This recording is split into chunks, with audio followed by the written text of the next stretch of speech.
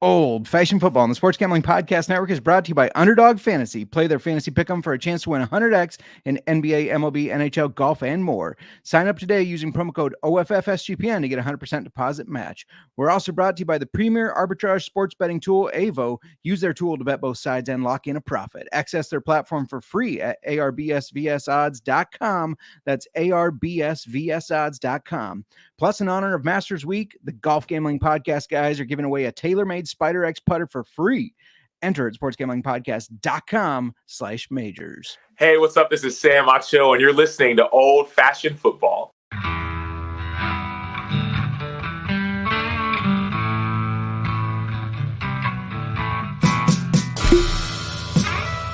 Old Fashioned Football.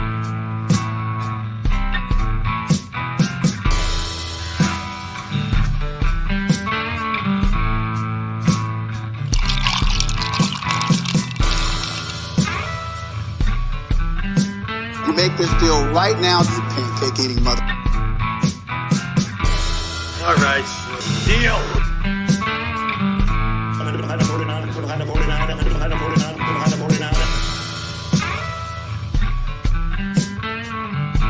Old Fashioned Football.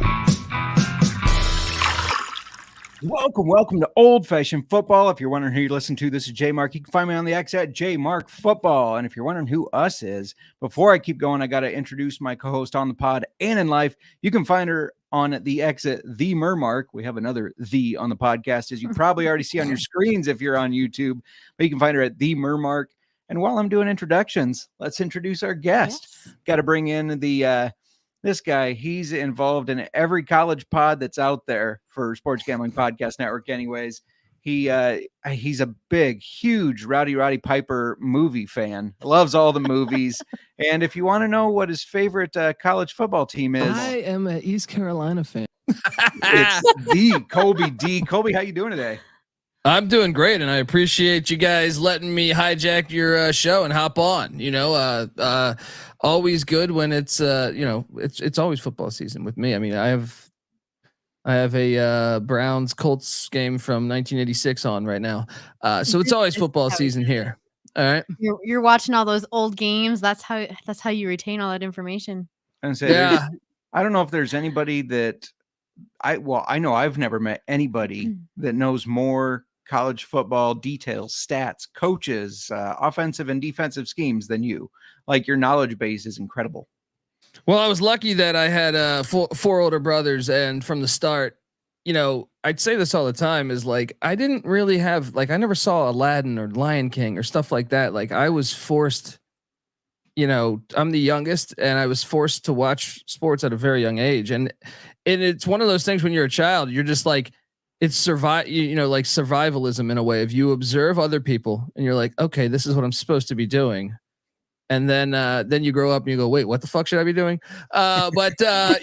Essentially, like, I don't have a lot of memories that a lot of people that are my age. I was talking to Sean the other day in the office, and he was saying, "You never seen these movies?" I was like, "No, dude, I swear." Like, we were watching the original USFL came out, when I was born, but I have vivid memories of playing with figures, not sports figures, but I'm saying like He-Man and shit while USFL or NFL or college football was on. So that's just the way I was born into it. Yeah, that's awesome. Miranda, I don't know if you know this, and I don't know if the listeners know this, but Colby actually hates fantasy football. Do you know why? Is this because his brother invented it? I swear, in my neighborhood, I need to hear this story. Yeah, I would love to get him on now, but he's a doctor and he would never jump on a fucking show. But he, in 1991, he was friends. My brother's substantially older than me, my oldest, and I don't even know the exact year right now off the top of my head. But he just comes home one day. And he had, I guess, had a friend in high school, or maybe it was 8th grade or 9th grade or something like that. And I think he was from New York City, if memory serves me correct. I grew up in Washington, D.C., and he's like, we got this thing called fantasy football we're going to do. And this is back, we did it on, I've been in the same league since 1991 with the same owners for the most part. Only like 2 or 3 have changed. But it was on loose leaf paper for the first like 3 or 4 years. Now, that then came, everything else. But people in my neighborhood thought my brother, like later when fantasy football caught on, like in like the late 90s to early 2000s, my friends would say, "Hey, did your brother invent fantasy football?" And everyone, and I go, "No, he just got it from some kid that is from New York City that, it's almost, it's to compare it to like Dungeons and Dragons or something. If you didn't know Dungeons and Dragons, you know what I mean? Back in the day, you knew through somebody. And that's essentially, I believe my brother's story is he went to school one day and this guy from New York City had moved to the neighborhood. And I guess his uncles, they were Italians and they had some thing called fantasy football that they were doing. And that's how he figured it out. But as far as like the youth knowing about it in my neighborhood, no one had ever heard of that shit. So they awesome. Thought it was him. So it was a pretty wild story when you think about it. Yeah, that's awesome. We're going to ask Colby some more questions in just a second, but wanted to let you know in honor of Masters Week, the Golf Gambling Podcast guys are giving away a tailor-made Spider X putter.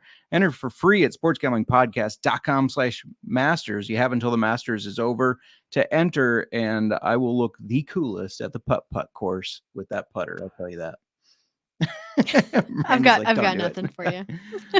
So you're not drinking whiskey tonight, it doesn't look like. I am. I'm going to correct that problem in a minute. I was going to say, so you don't like fantasy football and you're not drinking whiskey. I like fantasy football. My argument was strictly this. Yes. My argument was I remember a time without fantasy football being the key ingredient in football, right? Like now, like it took over and I was all for it. I was like, this is awesome. Now you got, you join the Yahoo League, you join whatever, you could play and the computer does all the scoring for you. Like I said, we used to have the old school where 5 of us checked the scoring, you know what I mean? But it becomes so big. It's got people that I don't think are your late football fans. You know what I mean? Like people that I grew up with, in my clique of friends, we always had a couple that didn't necessarily play sports or like sports. They started to love it because of fantasy football. And my problem, I think that I would complain about a little bit is it seems like the rules have changed to cater to scoring in fantasy football and not necessarily the people that love football for the right reasons, in my opinion. They want to protect the game. Almost like I feel like a fucking guy sitting out there at a national park before you go build a Walmart, just standing there being like, don't do it. Don't do it. Don't destroy it. Don't destroy it. And that's the way I feel. As I've talked about, I know me and J Mark have, I'm not a fan of the NFL kickoff rule. I wasn't a fan of the previous NFL kickoff rule where they kicked it out of bounds every time. I don't like the XFL kickoff. I think that's soccer-ish. I think it's pathetic in my opinion. And I don't know if that's a fantasy football thing, or I don't know if that's I find it to be a lame excuse on player safety because every stadium, I feel like 90% of the stadiums now don't even have real grass. So if they really cared about player safety, they would have real grass because we actually have real statistics that prove that, they're looking out for the player, but they say, hey, this helps with player safety, but meanwhile you can return a punt and get concussed nonstop. So, it's, I don't necessarily buy their war. And by the way, whiskey's arriving. Thank you so much. Thanks, sweetie. I was just watching a Bill Romanowski clip and he was talking about how there was a big pile up and he was trying to rip at the ball, but he couldn't see the ball. So he just grabbed somebody's finger and he ripped it and broke the guy's finger. He heard the screaming. It's like, man, he would be fined so much nowadays because you can barely hit a guy. Can you imagine breaking somebody's finger on the field? Well, that's what I'm saying. But this is the thing. First off, one of my best friends playing high school football had his finger ripped off. And now it was from getting stuck in a helmet, or in a face mask, but they were able to repair it, and he uses that finger, I think, last time I checked. But we try to hide from the fact that, like, it's going to always be a violent game. Or, even with this, take a look at this. Hear me out on this. If we're going to this XFL kickoff, which I find ridiculous, but it's still more dangerous than kicking it out of bounds. Yeah. So the NFL last couple of years, ever since they moved that kick, every kick it's a touchback, goes out of bounds. So if they're trying to do player safety, you're doing something now where you're going to be kicking and they're going to be returning and running in like a 3-yard or 4-yard cloud of dust. So you've made the game more dangerous and you say it's for safety. True. What a world. Anyway, yeah. What's your favorite whiskey? Jameson or?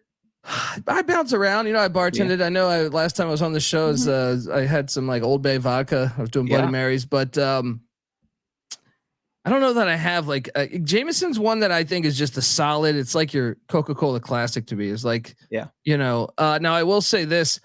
I have, my last name is Dant. And for years, my dad would talk about this whiskey that was famous when he was young called Jayden Daniels. And we always wondered if there was a family connection there. It's not available where I grew up anymore. Like by the time I was able to drink, I couldn't find it anywhere. So, I was doing a college basketball show and I asked our audience, can anyone get me Jayden Daniels whiskey and send it to me? I would appreciate it. I'll pay for it. And luckily I didn't even have to pay for it. 4 different people, including one that like runs a liquor store in New York, who sent me a decent amount of it, but they sent me Jayden Daniels. That's awesome. Nice. Which it's a really cool logo. My sister-in-law had made me a t-shirt with that logo. So I actually was wearing the t-shirt even before, that's cool. Even before I ever tried the whiskey. But so now I get to try it. It's pretty good. I mean, look, it's like Jim Beam to me. Yeah. I don't know where you guys stand with Jim Beam, but it's like one of those ones where I'm not going to complain. But would I go out of my way if it didn't have my name on it? No, I would not. Do you drink it neat? Do you drink it mixed? Just on the rocks. I mean, I'll like I occasionally do an old fashioned, and occasionally I'll throw like ginger ale or ginger beer or something. But most of the time I'm just on the rocks. I feel like my 20s was mostly with ginger ale. You need to do Jameson, ginger, and lime. Like ginger beer or ginger ale or either. Either. I think ginger ale is what we've done, but I've done it as a mule too. Yeah. Just tons of limes though. You gotta have tons of limes. But before I had my son, we randomly, me and my wife were, she's not a big drinker, and we were randomly just walking around Santa Monica and Venice, and just like stumbled into we're walking past a place that's gonna be playing some live music. Charles Wright, who's like a old school soul singer, was randomly performing. So I was like, hey, let's go in here and check this out. And we go in, we start dancing, have a good time. I started ordering Jameson gingers. My wife, who doesn't like whiskey or anything, she approves of the Jameson ginger. She was like, I don't know what it is, but she tried it elsewhere at another place, and she said, no, it didn't taste the same. But really? That's so JMO ginger and whiskey ginger in general, I feel like you can never go wrong with. Yeah. You're drinking Balcones rye, which is out of Texas. If the listeners haven't heard, we had Alex on from there. Really, really smart guy, knows a lot about whiskey. Yes. I'm like, for the first time ever in our show, I'm not drinking whiskey. I'm not drinking anything. So here you peer pressured me. I had my wife come bring it. Right? I was drinking a beer, and then you're not drinking it. I have an excuse. I went to the doctor today. Been having some foot pain. Turns out I got the gout, and not supposed to drink when you're having a flare up. He didn't want to give me the shot in the joint for some reason. Used a couple different excuses, saying that it would make it more painful the next 2 to 5 days, that he's seen bigger and tougher guys than me cry over their toe pain. I'm like, well, I ain't crying. Can you just get this fixed? Instead, he's got me on steroids. So I better get in the weight room. Like 6 today, 6 tomorrow. Like steroids. Justin, how old are you, man? Old enough to have gout, I guess. Well, just turned 37. happy belated. And I'm trying to put my finger on because when I was like 30, now granted I was much more of a drunken mess. Like now, like I'll drink, but I don't really get drunk these days. You know what I mean? Like recover. Well, I was bartending and I would get gout all the fucking time, and anywhere from like 30 to 34. Well, it's not like you're drinking a ton. No. Are you saying from not eating a lot of red meat? Sorry, continue. No. So I was just trying. Like I remember having to work on my with my feet with gout, and that was such a especially a few times when it was really severe. It was very hard to work on your feet doing so, and it's strange. I don't know what it is, but I haven't had it in like 10 years. I'm 41. I haven't had it in 7 years, I would say. And I went to a Wyoming football game this year, and my brother got it, and he had never had it in his 30s, but he randomly got it, and it was crazy because I was like, we didn't get really fucked up the night before or anything. Like we just I would love to know why it is. I know they say beer and red meat, right? That's the things to stay away from, right? Some of it. I was reading a study that they're now linking a big portion of it to high fructose corn syrup, which you're finding they're putting more and more of that in everything. So we don't eat that though. No, we don't. So that can't be it. Have something to do the with ginger ale will have it. The ginger, exactly. Yeah. But maybe that's it for me. Maybe, I don't know, because when I would work, I would drink ginger ale and stuff. But it's fascinating that I haven't had it, in so long, when I had it so consistently for like a 3 or 4 year stretch. Yeah, that is weird. Well, hopefully you don't get it. This hopefully is it's one and done. Yep. I don't know. This is ever since you turned 30. It's it was just all been downhill from there. One thing after another. Yeah. You had to get glasses, and then you went through your 5 years of injuries. Partially torn meniscus. I broke my ankle. I had Achilles tendonitis. I tore tendons and bone spur issues. He's got the Larry Bird thing going on. He's a blue collar guy, and shout out to Kathy Mark. I appreciate her saying, "How's it going?" And she's always in here. I feel like, Larry Bird, a lot of people don't know that he got his really bad back injury, not from playing basketball. He, as a millionaire, decided his mother needed a new driveway. So he actually put the driveway in, and that's how he got his career-ending injury, essentially. Interesting. Mom, don't get any ideas. Also, Dad checking in. They're big fans of you. First, hey, Cody. Damn, I did it again. Hey, Colby.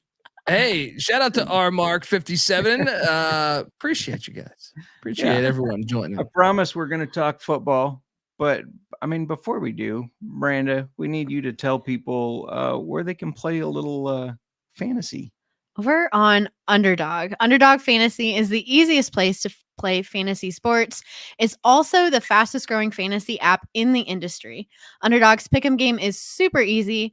Pick whether your favorite players will have a higher or lower stat total in this week's game for a chance to win big. You can win up to 100 times your money in a single night. All you have to do is pick between 2 and 5 players to build a pick'em entry. And don't forget, you can draft your best ball teams now. I drafted my first team last year and made my money back. And this year, I am going to win a lot more. Justin, do you have any UFL bets you like this weekend? Yeah, shout out to Underdog for getting UFL. It's the only place you can kind of get this kind of action. But we can ask Colby if he likes this or not. But I like Sal Cannella higher than 38.5 yards. Darius Victor, saw he's questionable. And they might limit him. They do have Titus Swen, so I like lower than 37.5 rushing yards. Marquez Stevenson, that St. Louis Battlehawks defense is terrible, so higher than 48.5. Darius Shepard, he gets a lot of targets, higher than 53.5. And then Reed Sinnott, you're not passing on the Michigan Panthers, lower than 198.5 passing yards. All right. Well, sign up today with promo code OFF SGPN and get your first deposit doubled up to $100, as well as an instant pick'em special. Visit underdogfantasy.com or find them in the App Store. And don't forget to register with our promo code OFFSGPN to get your first deposit doubled up to $100, as well as an instant pick'em special.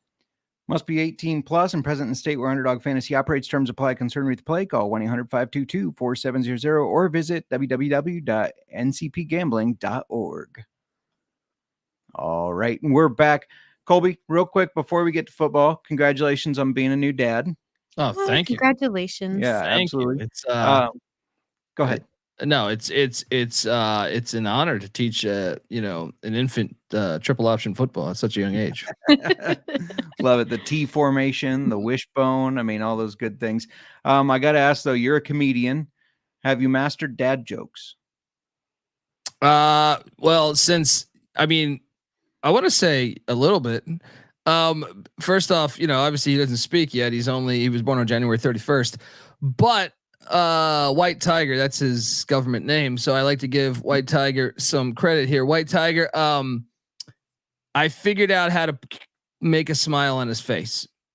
Nice. A tiny bit of a laugh, a smile on his face. And it normally involves with me hurting myself. So it's like Three Stooges comedy. It's like, if I can accidentally hit myself, I think he finds it entertaining. So it's old school humor.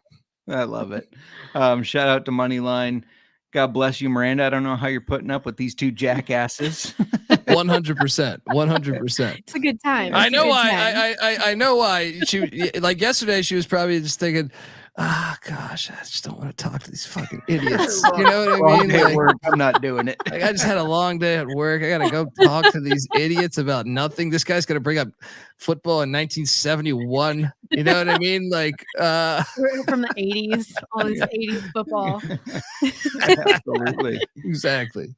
So let's jump into football. And as soon as we talked about having you on the show, I wanted to ask you this. Now, at the time, I still thought Justin Fields was going to be our quarterback. I was still set on that. I thought we were going to keep him, trade the number one pick. There are rumors saying we got offered, that the Commanders actually offered us. I know. Who are the Commanders? I was about to say, never heard of them. The Washington Redskins offered us the second pick plus a 2025 first round and a 2026 first round. I thought we could have built around Fields on that, but that's over and done with. Fields is gone, obviously. It looks like we're drafting Caleb Williams. Can you sell me on this barely 6 foot quarterback? Because I'm just not sold. I mean, he played at 6'1", but now I'm hearing he's closer to 6 foot. Well, I think you could also ask the other question: are the Bears ever going to handle a first round quarterback accurately? Even Jim McMahon, I would feel like, and Jim's have been on our show a bunch of times, and that would be the one that stands out. But I still think like his career was cut short. Now some of that was because of a late hit, but when he got body slammed, basically, is that the one you're talking about? Yeah, against the Packers. But I guess can the Bears invest in a quarterback? Because you look at the other ones, Cade McNown, Rex Grossman, you go on and on and on. I'm probably forgetting some too. Jim Harbaugh being one. I think he was a first round. It might have been a second. Tom Zach might have been. No, I think he might have been later in the draft, but they haven't had a great history of doing that. So concerning, but do I think he's an incredible prospect? I do. Yeah. There's certain things that you can't teach, and that's poise.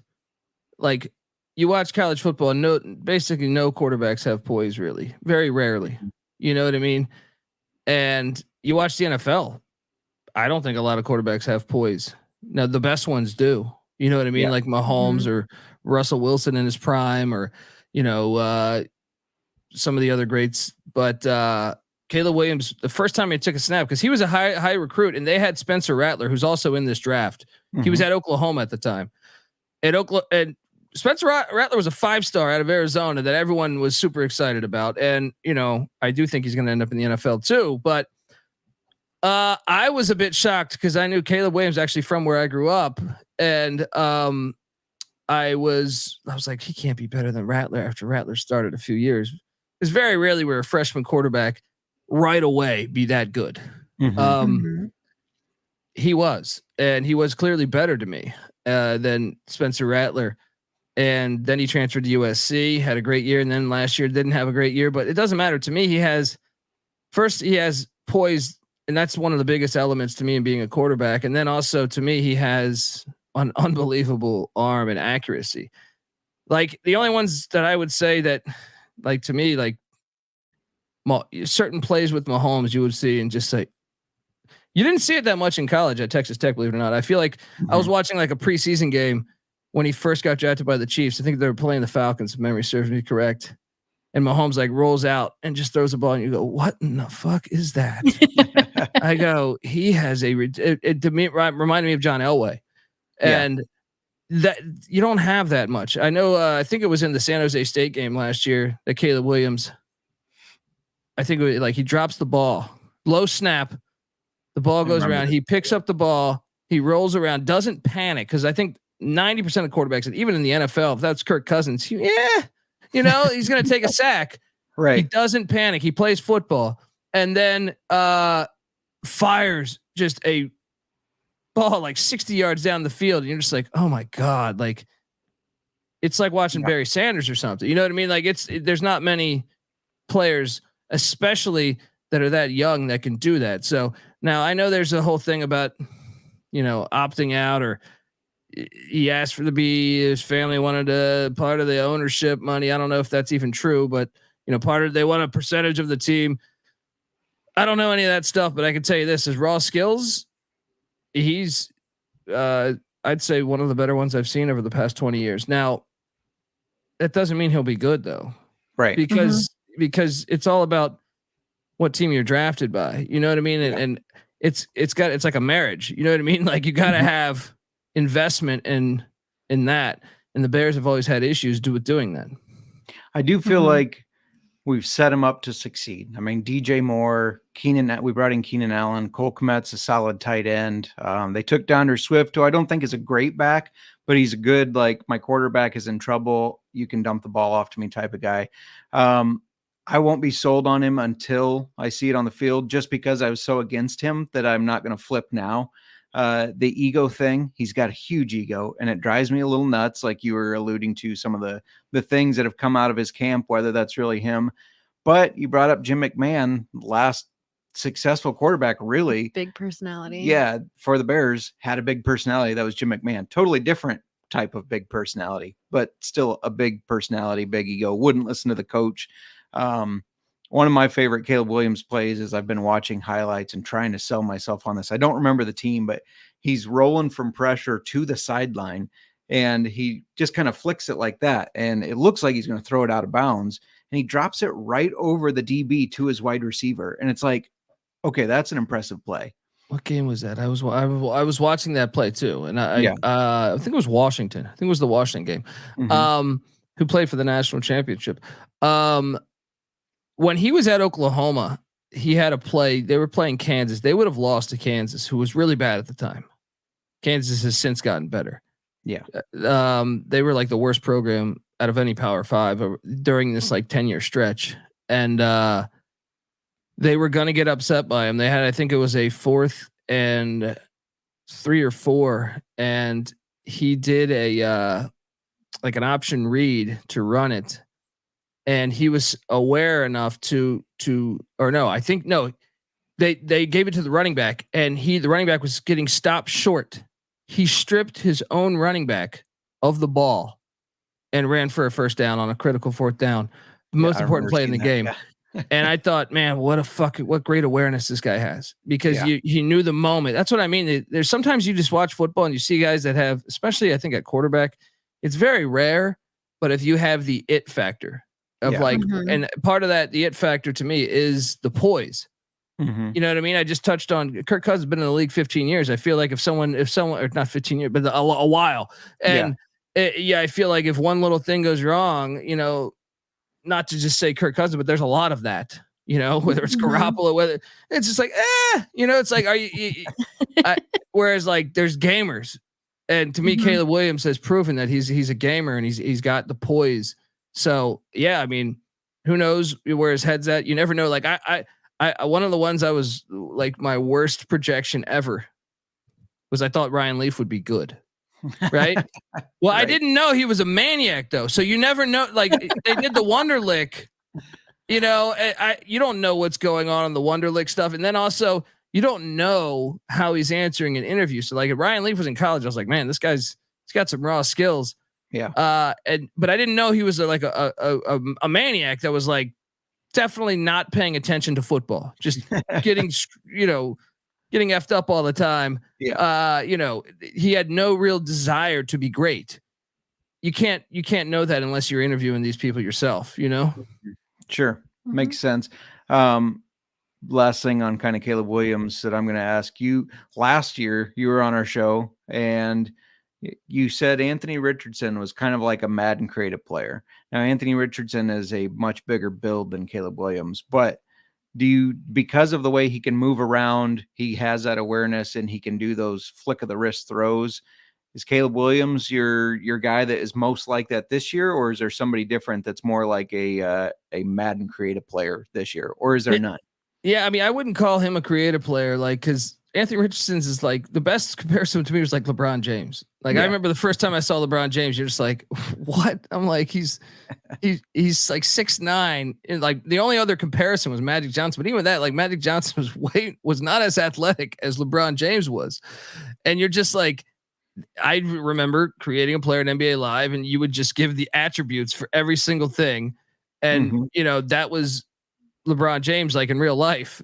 And I feel the same way about Anthony Richardson for the most part. Now, I mean, he was so raw. I thought he should have stayed in college to develop his game more. So he still could miss, but I still think he's almost like nothing I've ever seen. But whereas as Caleb Williams, I do think it's a lot like, to me, I know this is a ridiculous conversation that we're about to enter, but I see the Mahomes and Elway.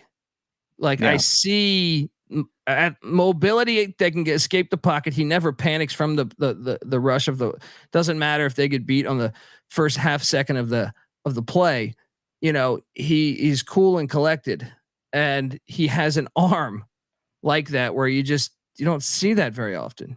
Yeah, you know, I don't care who you bring up, Peyton Manning, Tom Brady. Like you didn't see arms like that. Like, you know, they were still decent arms. You know, they were good arms, but like when you watch Elway Mahomes and then like you see like a couple Caleb Williams plays, I don't even know if Williams deserves to be on that level yet because we've only seen it like once or twice there on that. But it's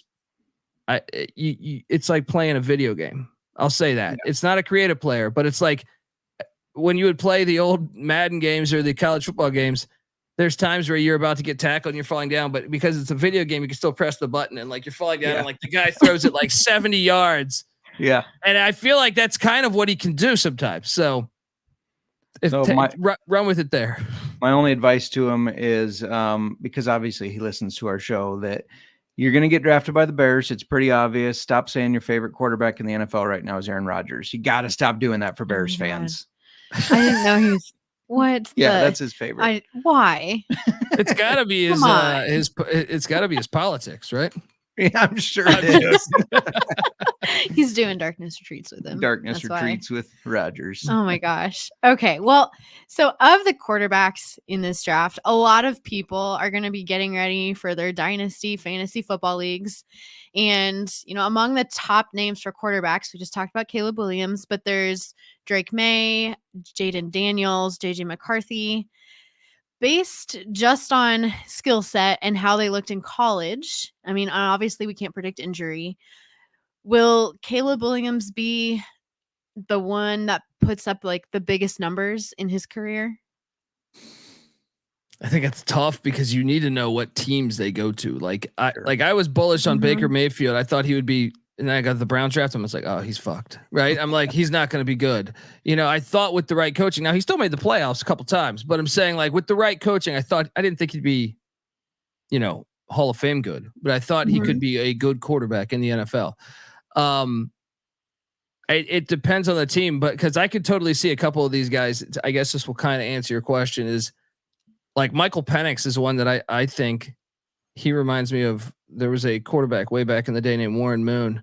Michael Penix reminds me of him. Like his accuracy is very, very good.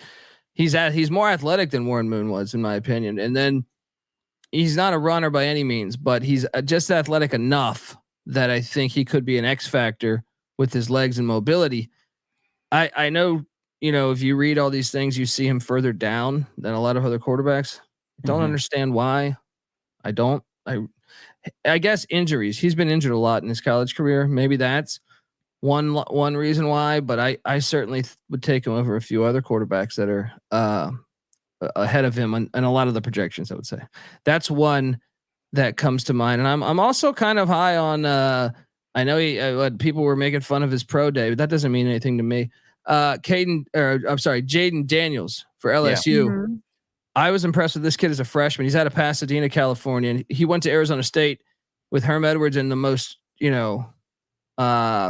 conservative, shitty offense. He still managed to look good. And then he ends up transferring to LSU and he wins the Heisman Trophy, 2 years later. I still think he is he's a runner. Like he's a guy that could really be, and I love these people that say, oh, you can't run like that in the NFL anymore. Look at RG3. I'm like, I don't buy into that. You got injured. Yeah. Okay. I don't think of the NFL as hard hitting anymore. You know what I mean? Like, I think they'll protect the quarterback. And if he slides, no, he'll be fine. He's got, to me, a huge upside. Yeah. Now he needs to be drafted by the right team. Cause I also think he could be horrible in the wrong hands, but, those are ones that really catch my eye in the first round that could go, that could potentially end up being better than Caleb Williams because Caleb Williams goes to the Bears. And we'll destroy him. We'll destroy. I'm convinced we're turning it around. I like Penix as well. My biggest concern would be injury. Just a little shameless plug for my article. Go check out the 7-round mock draft, because unlike these guys on other 4-letter networks, I don't stop writing notes about the players at the 3rd or 4th round. There's something all the way to the very last draft. I've got Penix going to the Raiders. That's who I have selecting him. And I think they have to up their offense a little bit, but I think he's got the right mentality and fit to be a Raider, honestly. Yeah, I like him as a human being. Like a lot of the things he said. I know he's really, he had to wait to become really the man. I mean, I know he had years at Indiana where he was solid, but he got injured. I always think and once again, I'm not advocating for injuries, but I do believe that injuries can teach you things.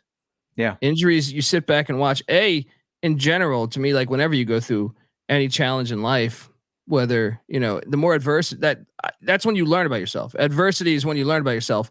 And then I also think there's a reward to getting to seeing the game from a different point of view, from the coordinator's point of view, from the coach's point of view. And even when you're a backup, sometimes, I don't think you're really focusing like that, because you're thinking, oh, I'm not going to be the starter. After a few years of starting and then that happening to him, I think there's a reward in that. And, I thought it showed last year at Washington. Yeah. I'll tell you what I learned when I broke my ankle from my injury. I learned I can walk on a max of 2 days. The 3rd day, it's we got to go to the ER and figure out what's going on. And that I get very frustrated when Miranda has to do everything, the grocery shopping, the mowing, everything. Teaching you patience, right? And yes. And I'm telling you, man. I mean, I've never broke my ankle, but I severely sprained it, and that was the worst, though, man. Just hobbling around. How'd you break it? Being stupid. I was drunk. Actually. That means drunk. No, I was in your lovely state, and it was way northern California. We'd actually been in Oregon on our 10-year anniversary. We came down to California. Check out these beautiful redwoods everybody's talking about. Tell me you karate kicked one. I wish. He hugged one. I hugged one because a buddy of mine, for whatever reason, he's like, I need a picture of you hugging one of these redwoods. So I was like, all right. And as I was coming down, I thought, oh, the ground looks flat there, because you got to climb down from their massive root systems. And I jumped. It was not flat. There was a little root there, and I just. And it didn't look bad. You felt kind of in slow motion. It was weird.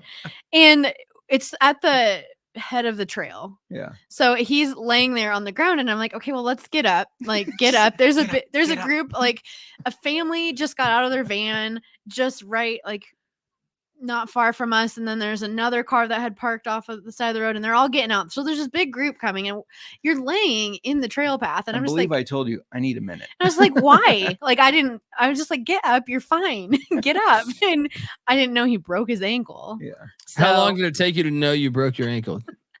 The third day when I 3 went to days. the ER. Okay. Yeah. It wasn't like a super not clean break. It clean. was an You broke- avulsion fracture. You So had 3 breaks though. yeah, basically the tendons or ligaments, pieces of them rip and it takes part of the bone with it. And that's what I had 2 in my foot and 1 in my ankle, I think. Mhm. Sounds painful. Sounds very Yeah. painful. Just from like a From a slow stupid tree. motion falling too. It was weird. It was- Real quick, I think you got one more question on quarterbacks, but I got to let you know we're brought to you by Avo. We're proud to partner with Avo, the premier sports betting arbitrage tool. If you're new to arbitrage sports betting, it's very simple. Basically, betting both sides of a bet at 2 different sports books to lock in a profit. The Avo tool scans the sports books looking for discrepancies in the odds and then tells you how much money you need to place with each sports book and the expected profit.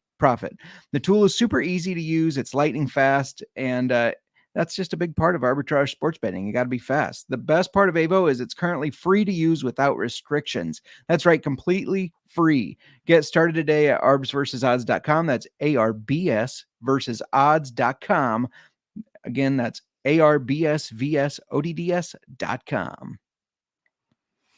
All right. My last quarterback question for you. Are there any Brock Purdy's in this group, like Mr. Irrelevance, who are going to be someone who can be drafted really late, end up being a star in the right team? I mean, we've got like Milton from Tennessee. He has that big arm. Jordan Travis from FSU has a little bit of splash. Is there anybody? Those 2 don't really do it for me, but I will say Michael Pratt out of Tulane is one I would keep an eye out for. Brock Purdy was a solid QB. I mean, I was a little surprised he went that late, but it didn't surprise me that he can win games in the NFL. I forever have arguments in the SGPN office about what I think it's highly overrated.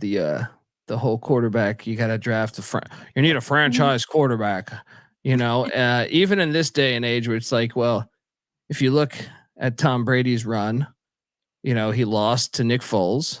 Mm-hmm. Probably he should have lost to Matt Ryan if they don't hold the ball and just kick a field goal. They held on back-to-back plays. If they kick the field goal there, they lose. Jake Delhomme, he beat. Jake Delhomme actually threw for more yards and didn't throw an interception in that game. He actually played better than Brady in that game. And, so you can, and then Eli Manning, who I don't think just should be sniffing the Hall of Fame, even though I know they're going to put him there. So to me, it's like, I get it. Tom Brady's, and I'm not trying to shit on Tom Brady. He's a great quarterback, but my point is like, Adam Vinatieri had to make 50-yard field goals to beat the Carolina Panthers and Jake Delhomme, right? Yeah. They were that close. I don't want to hear well, no, he didn't get it done. Okay. If Vinatieri doesn't make a crazy field goal, then Delhomme's the champion. Nick Foles was a backup. He is a champion. You can't tell. We can go back to Mark Rippon, wherever. I don't buy into it as much as I think the media does. But I do think Michael Pratt is a guy to watch. I think he could be good, depending on the team, depending on the situation.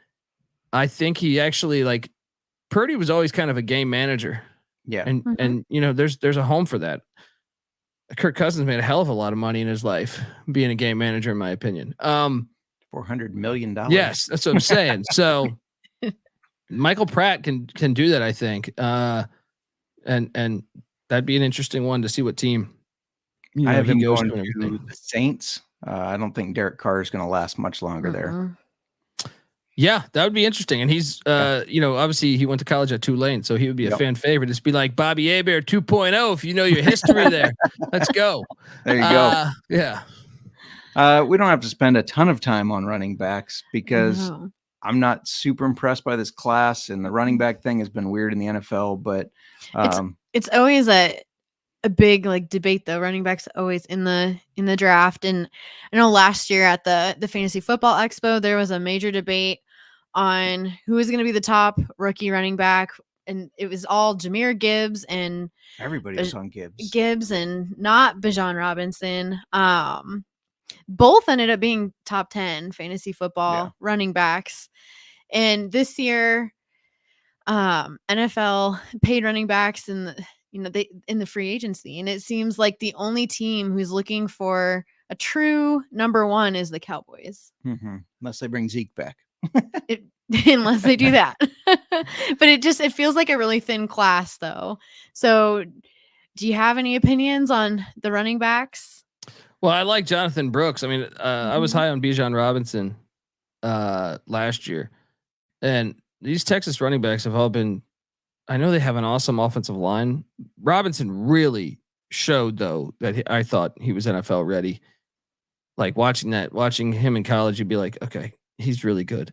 Brooks isn't that good, but I do think he could be a good running back in the NFL. A couple that are like, I guess, interesting to see how they would do would be like Ray Davis for Kentucky. He was a transfer from, I believe, Vanderbilt, if memory serves me correct. And I kind of was impressed by him. Like, I still think he's a little raw, but that'd be one to watch. And then I'm curious, like Marshawn Lloyd, I thought it was stupid. I know he was college or high school teammates or whatever with Caleb Williams, but I didn't understand why he transferred from USC. I'm sorry, from South Carolina to USC. Both schools refer to themselves as USC, so it's tricky. But it didn't make sense for me. I thought he regressed because of it, because Lincoln Riley never runs the ball. And but that's one that I do think, like, because he had such a bad senior year, he might be better than what we think he is because of that. So that's one I'm very curious on. But yeah, no one jumps out like Bijan to me. Yeah. Or even Jahmyr Gibbs. Jahmyr Gibbs, I thought, was kind of like Eric Metcalf or something, where it's like he's just dynamic in the open field and he can catch the ball so well. I don't think that there's anyone that's really on that level. That I would feel comfortable saying. Sure. And I think Brooks will go to Dallas. Their team doctor is the one that did his ACL repair and has basically cleared him, said he's good to go. So I think the stars are kind of aligning there. But yeah, you talked about Texas running backs. They've been good recently, except Roschon Johnson hasn't really done shit for the Bears. So, oh, he was a backup, but yeah. Yeah, I mean, I don't know. Like, to me, Bijan and Texas's offensive line has been so good later. Like this past year was like really good offensive line. They got a bunch of draft picks there. Yeah. So it makes it harder to read how good the running back is. Like at least Bijan, they were getting better under Bijan on the offensive line, but there were certain plays where you watch Bijan, you're like, that guy is an NFL running back. He's just ready. He's better than every single player on the field.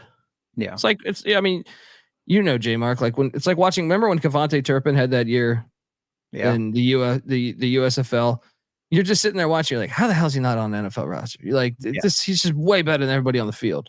So Bijan was like that in college. And I don't know that anyone in this class really jumps out like that. Yep. I agree. I mean, I don't watch as much college football, obviously, but I agree with you. It fits. You're good. You're good.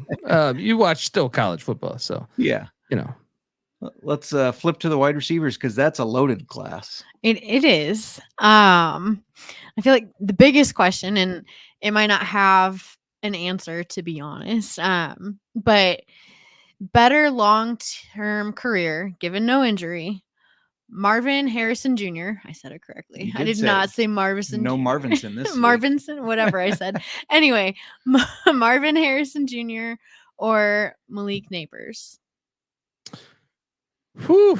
I would probably say Marvin Harrison Jr. there. Mainly just because of the pedigree, like his dad did it for so long. And I feel like the game is a lot softer now for like those guys that were smaller wideouts struggled more back in the day. The game now is catered to them more. So I would say that you don't really have to worry about them not being able to, before you would worry, like, can he get off the ball? Can he get off the line of scrimmage? Mhm.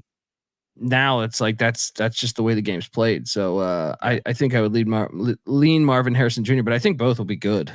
Yeah. And yeah, it's like I said, a loaded receiver class. You got those two. You got Roma Dunze, who everybody says is going to be really, really good. There's guys like Xavier Worthy, who is a really fast, obviously broke the 40 record. He's going to fit into an offense and be kind of a piece similar to Tyreek Hill, where you can move him everywhere. He's faster than everybody. But I found it interesting. Steve Smith, and maybe he took too many hard hits. I'm going to rely on your opinion here, but he said he thought one of the best receivers not being talked about was Xavier Legette. What are your thoughts on him?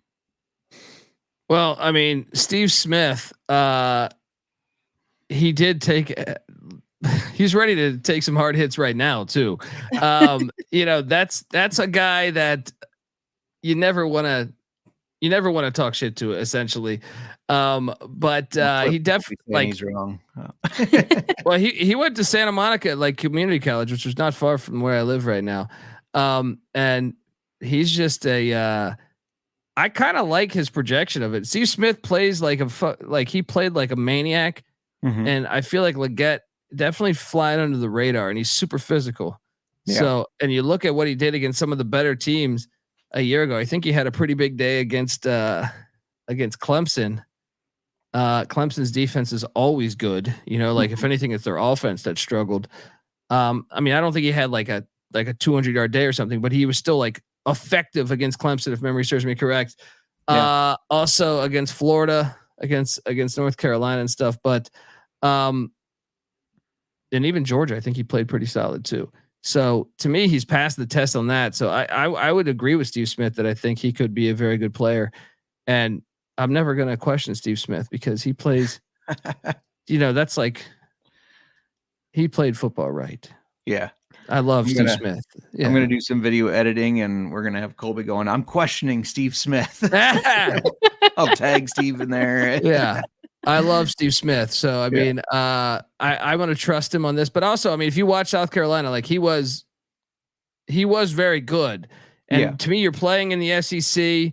You do play against a lot of great corners and safeties, and, so I would buy into that. I would put some weight into what he's saying too. And if you watch the tape kind of tells you he's a beast. Yeah. So I never look at mock drafts until I'm done with mine. So after I finished mine, I looked at a bunch of them, and he's one of the hardest that I feel like the analysts out there are having trouble reading. He's as early as the second round or as late as the late fourth, early fifth, I think I saw. So he's all over the board. Usually you don't see that much variance out of somebody. So definitely some people have seen a lot of good stuff, others questioning it, but yeah, I'll agree with you that Steve Smith, I mean, I don't want to meet him in a back alley, so I'll agree with him. Why not? Yeah, no, and I feel like he would know. I mean, one of the things I like about Steve Smith is, like, even now you see him when he's doing the analysis, he's ready to go at all times. He's got that Rudy syndrome, man. He was an undersized wide out, and he's, to me, like, so if he's I can honestly say, like, I think he probably looks at how strong are you? Steve Smith was an incredible blocker. People don't realize how good of a blocker he was. So I do think he's probably looking at some intangibles there that we probably don't see, or that we're probably not paying attention to when we see a 50-yard touchdown or something. So it might not be that. It might be the 3-yard play where the running back reverses the line of scrimmage and it's a great block or something like that. So, but what I'm interested on is Keon Coleman. I think that's the one that I think is, I feel like I could be so wrong about Keon Coleman. I'm taking notes over here. I know. Peeking at my notes. I'm like, look at you're writing stuff down. And I was like, well, Keon Coleman, like, he was at Michigan State for his first 3 years, or maybe in 4 years, because the COVID year. And Michigan State was super conservative to me. They've had, and if anything, once their receivers all went and transferred or went to the NFL, they all, like, you're like, whoa, they had these guys. Well, he transferred to Florida State last year, and Mike Norvell knew how to use him. And you watch those games, you're like, who the hell is that? Now, I would have liked to see him do that longer in his college career. So I feel like if you're asking me which one is the biggest variance where he could be a bust or could be really fucking good. Based on what I saw, I was convinced, that he might have been the best receiver in the nation last year at times. Like he was just like, whoa. But I was just dumbfounded. I was like, how did Michigan State not utilize this? You know what I mean? Like, the sample size is really small, but I'm kind of fascinated by that one. But if you told me who's the wideout that I could miss on the most, it might be Keon Coleman, because he reminds me of, like, I don't even know if this is a great comparison, but like there was a guy in the 90s named Derek Alexander who I thought was going to be really good. He ended up being all right. Had like a 1,000-yard season or two, but like when you watched him in college, you were like, whoa, he could really be something. Or Michael Westbrook or something like that. And I feel like Keon Coleman's that guy in a way. I'm eager to see what team drafts him. I'll put it like that. Yeah. That's one that I think the right team drafts him, you could get a Hall of Famer. He could become a Hall of Famer. And if the wrong team drafts him, he might be out of the league in 3 years. So, yeah. Interesting. Fantasy football people, I'm going to kind of move from wide receivers to tight ends here. They never used to really care about rookie tight ends. Rookie tight ends couldn't really make an impact. And now we've seen them. I mean, Kyle Pitts, his rookie year, he made an impact. I know after that he didn't. I'm tired of you guys talking about Kyle Pitts. Sam Laporta. That's the only tight end rookie name that should come out of your mouth. Yeah, Sam Laporta, obviously incredible season last year with the Lions. Do you think Brock Bowers' game will translate? I mean, some are saying he's just a little too small as a tight end, but they line him up at the slot a lot too. Do you think that translates to the NFL? Yeah, I think it'll be fine. Yeah. Like unbelievable mismatch potential. It all matters the way you use your tight ends, but I mean, like I think he'll be good unless he got injured or something, because I mean, I'm so disappointed that he went to Georgia out of Northern California. He's from like Napa Valley. Is he? And he goes to Georgia. He goes to fucking Georgia. And I'm like, I get mad at that, because I'm like, why couldn't you put the fence up at UCLA or someone, it would help the balance of college football. But, you see this with so many players, whether it's Tua, whether we just talked about, what's his name? The quarterback from LSU. I'm drawing a blank on his name right now. Jayden Daniels. Yeah. They all come from California and they end up over there. I think he'll be fine though. That guy runs up hills nonstop. He's got the old Walter Payton shit going on. You know what I mean? Like where you just, you see him in the hills of California, just all off season running up hills. And I'm sold. If you can play at Georgia and you're playing Alabama, and you're playing, in the national championship, whether it was TCU, whether it was, who'd they get the year before? It was Bama. I mean, I think he'll be good. Like he's very athletic for his size, I would say. So I think he'll be fine. I'm not going to buy into the, I think a lot of the stereotypes that say that, it's not 20 years ago. Like 20 years ago, you needed that gigantic Ben Coates tight end. You know what I mean? Like, I think you can get away with that now easily. I mean, another example would be what I just said, the scat receiver. Every team's got the scat receivers now. So and I mean, credit to him. Besides the fact that he is a quote unquote smaller tight end, he's actually a pretty decent run blocker. So he's not going to be pulled off the field. You got to be if you're playing for Kirby Smart. You got to be able to block. Sure. Yeah. We got to see him play a little bit in person at the Vanderbilt game. That was the game he got injured in, so we didn't get to see him play a full game, but it was fun seeing him play. He's an impressive player for sure. Yeah, I think he'll be good. I mean, I think the big one though is are you going to mention your boy out of Erick All? Are you going to mention him or we barely claim the him. Elephant in the room because it was the transfer. He transferred. We barely claim him. He's not going to be a Sam Laporta or a TJ Hawkinson, George Kittle. He's not the same pedigree in my opinion. No, not. We didn't make one this year. Yeah. Do you think he's going to have a success? I mean, probably not to those levels. Yeah, I mean, that's I don't want to compare him to them, but I think he'll be a good pro. I think he'll be in the NFL for like 10 years. I think he'll be fine. And he has potential to be I think your ceiling on him is a Pro Bowl tight end. I don't know that he will be, but I think he could be. But yeah, either way, Iowa tight ends always find their way into the first round or two. Yeah, they do. Kirk Ferentz. It's hard to, not the other Ferentz, but Kirk Ferentz. Yeah. It's hard to fade him. Well, I don't know. Brian was in charge of that offense. I mean, Kirk. It's hard to fade him for offensive line and for tight ends. It seems like. I got a call from his agent once, just very randomly, because of an article I had written about NFL free agents, and he was the agent for this NFL offensive lineman. I'm drawing a blank on the name, but he's also the agent for Kirk Ferentz. And he was like, do you know why this guy can play? I just want to know if you can change in your article that he can play any position along the line. And I'm like, yeah, I can do that. He's like, do you know why? Because Kirk Ferentz is the best goddamn offensive line coach that you'll ever meet. He's the best in the business. And I mean, he's no lies detected there. Yeah. You know what I mean? Like, it's wild talking to that guy a normal sports agent, I feel like there's a lot of lies. But I don't know. There's something about you, J Mark. He's a straight shooter over there with you. Right. So Colby, are there any other like tight ends in the draft that we need to watch out for? Keep an eye on.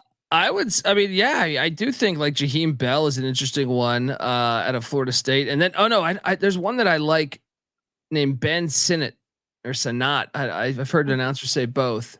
Yeah. I don't know how it should be pronounced. He's getting a lot of comparisons to Cole Kmet right now. Look, Kansas State's offense, much like we were just talking Iowa, like they're a conservative offense. Yeah. So they're not going to open it up with Ben Sinnott. But I'll put it like this: for the past 2 or 3 years, I've watched. I go, they got to get that guy the ball more. He's better than everyone on their offense.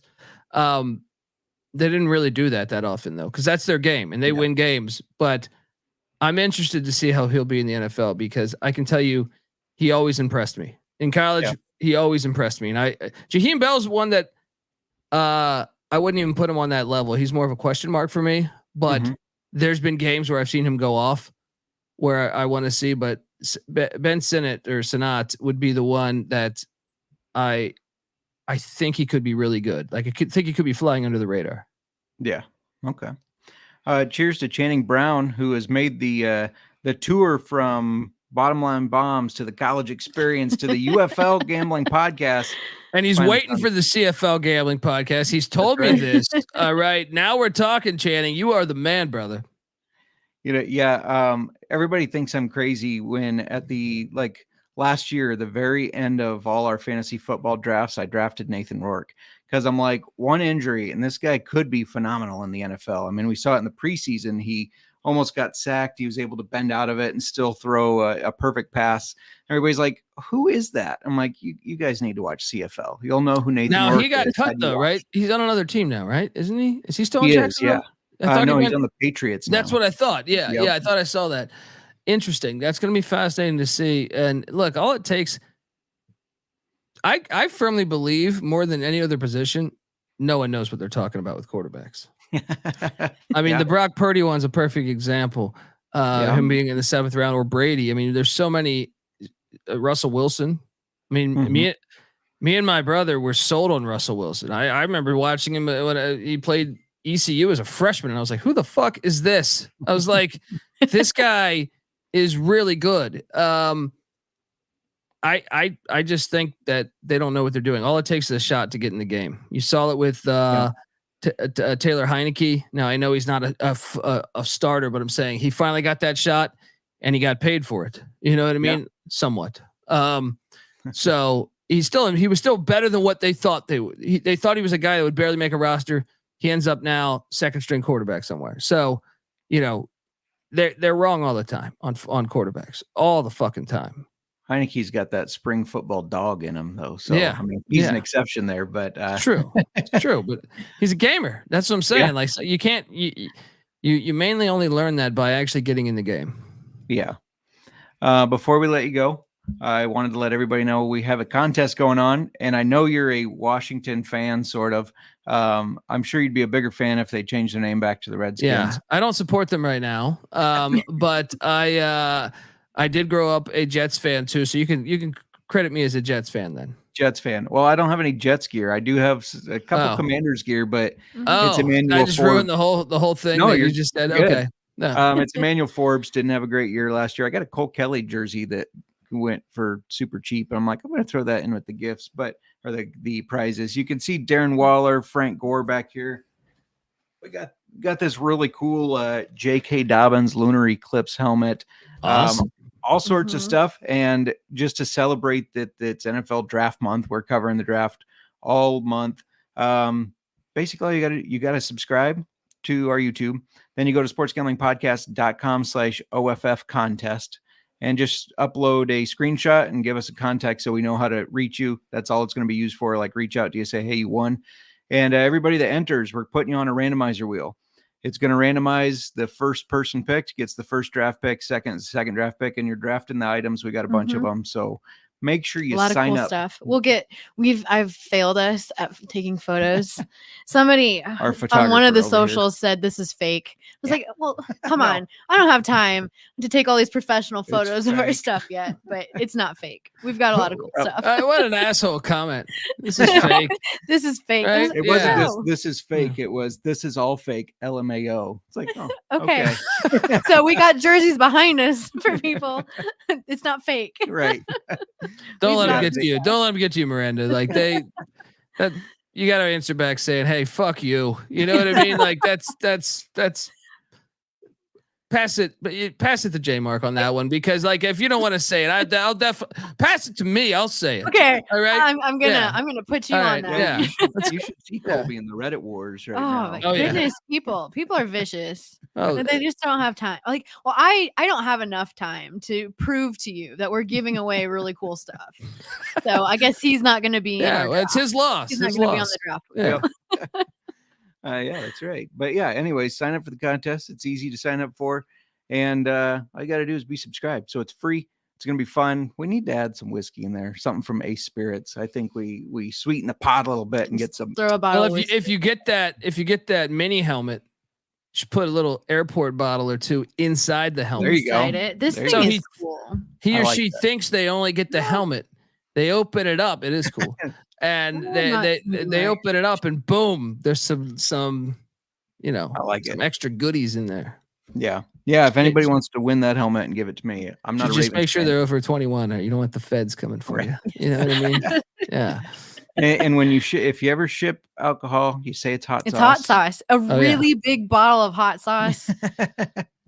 That's the I like rules. this. That's the rule. I like Say this. it's hot sauce.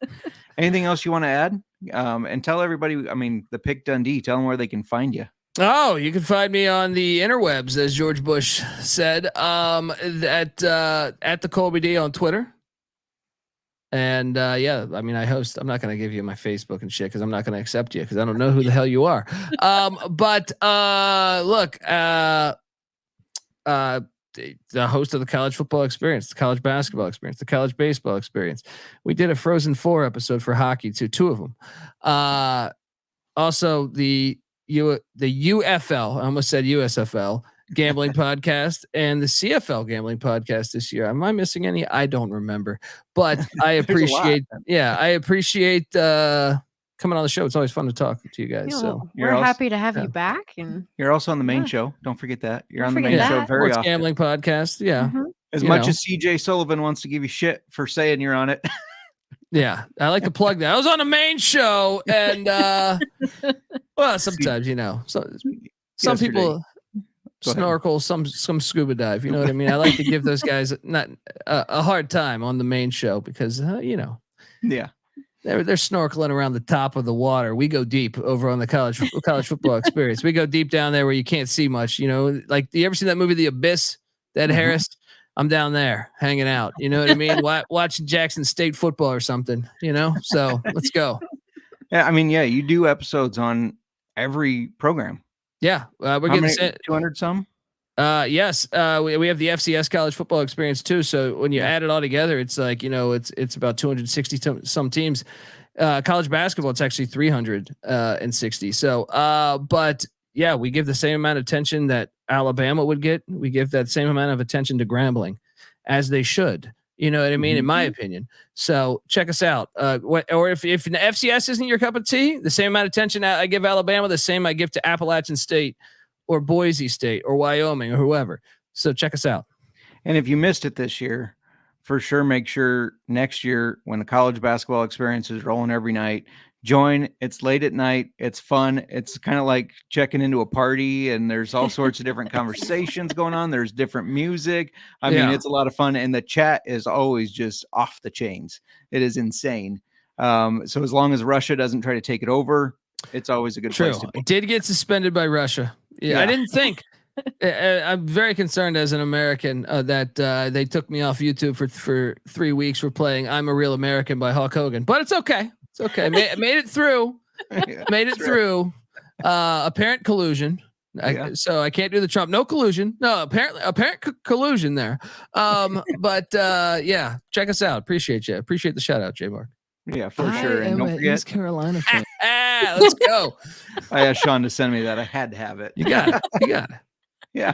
Miranda, did you have anything else you wanted to add? No, just thank you for coming on. It's been a great time. And anyone listening, stay tuned for our giveaways at the end of the month or in May. Yeah, I will be first gone week of May because you're going to be skipping out.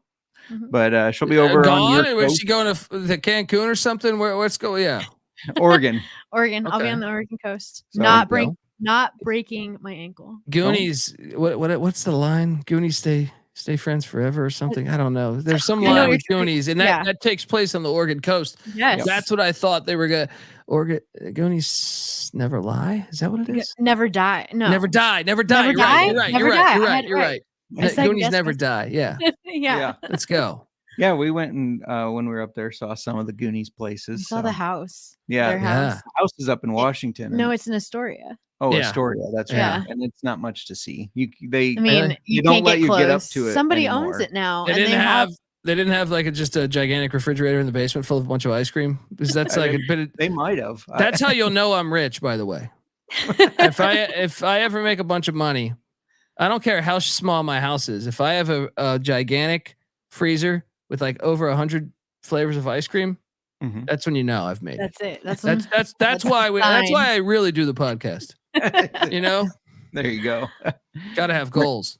Yeah, exactly. Miranda, looks like your whiskey's almost gone. Going once, going twice. Sold.